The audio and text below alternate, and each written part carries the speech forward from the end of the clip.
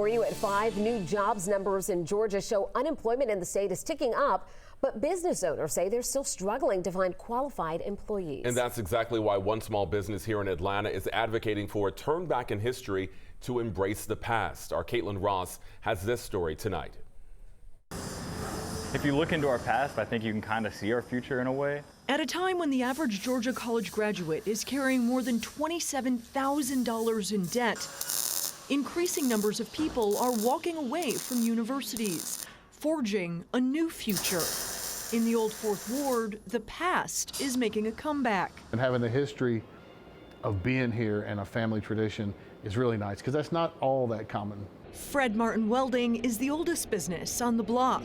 Maybe we're not going to fit this neighborhood anymore. We're pretty quirky. The family watching the city grow from their shop on Edgewood Avenue for the past 85 years. Martin founded the company in 1938 and passed it down to his son, who had to convince his nephew to take up the mantle. I still play trumpet, and I thought up until that time that I'd be a rock star, and that's all it was. But the sound of his past created the picture of his future. He hopes that sound will ring true for other young people trying to find a career. Over the last 20, 30 years where there's been a big push of you've got to go to college the day you graduate high school. For a lot of people, that's not the best choice. And some people would rather work with their hands because that's more satisfying. It's sounding great to his own son. I love being close by with my family. I love the neighborhood, and I like working with my hands.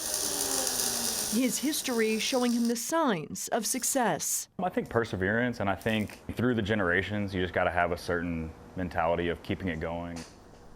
There's our Caitlin Ross reporting there. And as he said, not everyone is going to go to college, but you can learn a trade, and you're never going to be looking for a job if you're a welder because there's always construction or something going on. Yeah, for sure. And we need those people in those positions as well because we're constantly doing something. If you look around Atlanta, there's always something going up. All the time. All the time. All right, well, a new approach